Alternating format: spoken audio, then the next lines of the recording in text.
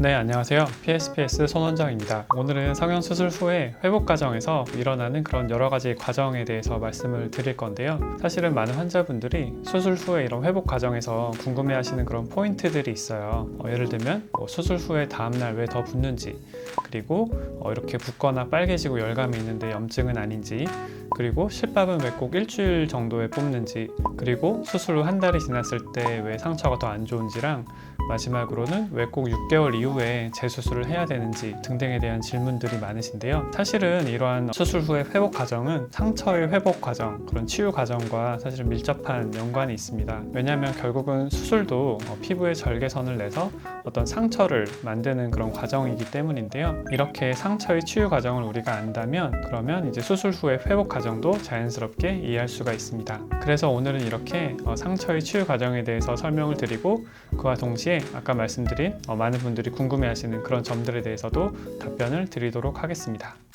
네, 먼저 이렇게 표를 보시면 상처의 회복 과정 단계를 알 수가 있습니다. 이렇게 보시면 지혈 단계, 염증 단계, 증식 단계, 그 다음에 마지막으로 성숙 단계, 이렇게 나눠 볼 수가 있는데요. 각 단계에 대해서 간단하게 설명을 그럼 드리도록 하겠습니다. 사실은 이 단계 이름을 다 아실 필요는 없고요. 대략적으로 어떻게 진행되는지를 보시면 됩니다. 이 단계들은 하나의 단계가 끝나면 다음 단계로 넘어가고 이런 진행은 아니고요. 각각의 단계가 서로 중첩되면서 이렇게 자연스럽게 진행된다고 보시면 되겠습니다. 첫 번째로 지혈 단계는 말 그대로 상처가 나면 그 상처에서 이제 피가 나겠죠. 그 피가 나는 것을 멈추게 하기 위한 그런 신체의 반응이라고 보시면 됩니다. 혈관을 수축시키고 그다음에 딱지를 만들고 이런 단계라고 보시면 되고, 우리가 잘 알고 있는 혈소판이 여기서 중요한 역할을 하겠습니다.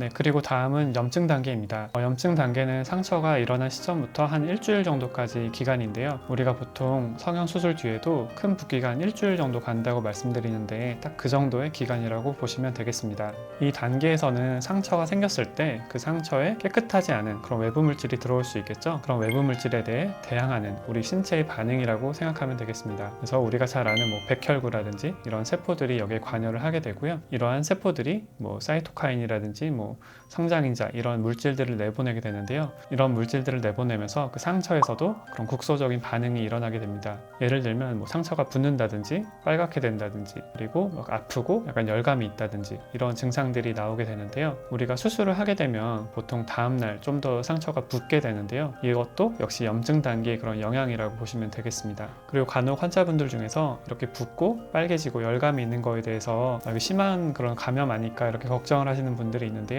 대부분은 자연스러운 그런 상처 치유 과정에서 일어나는 염증 단계의 그런 결과라고 보시면 되겠습니다.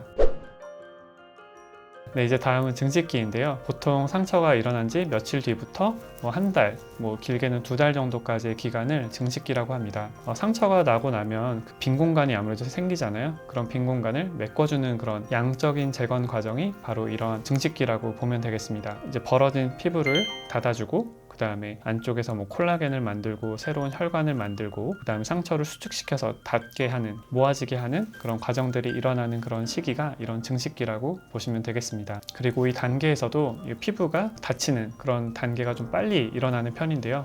예를 들어서 얼굴 부위에서 상처가 생겼고 그 상처를 잘 봉합해 놓은 상태라면 보통 5일에서 한 일주일 정도면 그런 피부가 이렇게 다치는 그런 과정이 일어납니다. 그래서 보통 그 시기에 우리도 실밥을 뽑게 되죠. 그거보다 너무 일찍 뽑으면 상처가 벌어질 수도 있고, 너무 또 늦게 뽑으면 실밥 자국이 남을 수도 있기 때문에 그 정도의 기간에 실밥을 제거한다고 보시면 되겠습니다. 그리고 사람에 따라 좀 차이는 있지만 수술이 끝나고 한 달 정도 시점에 흉터가 더 잘 보이고 좀 더 빨갛게 되고 그렇게 도드라져 보이는 경우가 있어요. 이것도 약간 증식기의 영향인데요. 이러한 증식기는 상처를 이렇게 낫게 하는 그런 중요한 작용을 하지만 반면에 좀 안 좋은 점도 있습니다.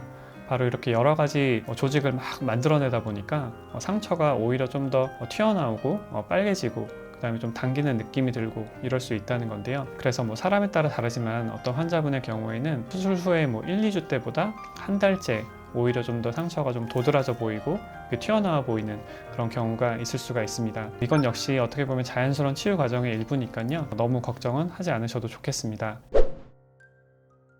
네, 이제 상처 치유의 마지막 단계, 바로 이제 성숙기인데요. 이제 증식기에서는 양적인 그런 과정이었다고 한다면 이번에 약간 질적으로 좀 더 성숙해가는 그런 과정이라고 보면 되겠습니다. 그래서 증식기 때 이제 콜라겐 등 여러 가지 이제 조직을 만들잖아요. 이렇게 새롭게 생긴 조직들을 잘 다듬어서 조직의 힘을 좀 강화하고 그리고 전체적으로 이제 좀 더 정상 조직에 가깝게 가도록 해주는 그런 역할이라고 볼 수가 있는데요.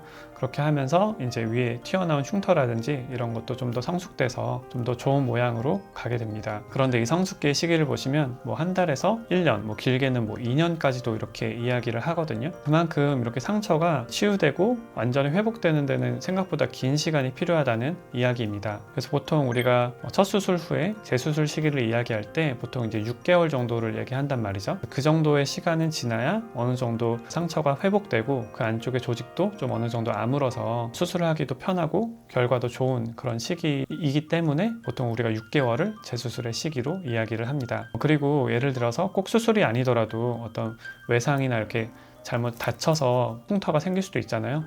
그런 경우에 그 흉터를 없애기 위한 수술을 한다 하더라도 보통 한 1년에서 2년 정도는 지나고 나서 그 흉터에 대한 제대로 된 평가와 수술이 가능하기 때문에 그 정도의 기간을 좀 기다려 주시는 게 좋겠다고 생각을 합니다. 네, 오늘은 이렇게 상처의 치유 과정에 대해서 말씀을 드렸습니다. 이렇게 상처의 치유 과정에 대해서 알다 보면은 성형수술 후에 그런 어떤 회복 과정에 대해서도 이해를 좀 더 할 수 있기 때문에 이렇게 오늘 말씀을 드렸고요. 상처 후 회복 과정에 대해서 궁금하셨던 많은 분들에게 좀 도움이 되었으면 좋겠습니다. 더 궁금하신 점 있으시면 댓글 남겨주시고요. 그러면 저도 최대한 답변을 드리도록 하겠습니다. 저는 그러면 다음 영상에서 뵙겠습니다. 감사합니다.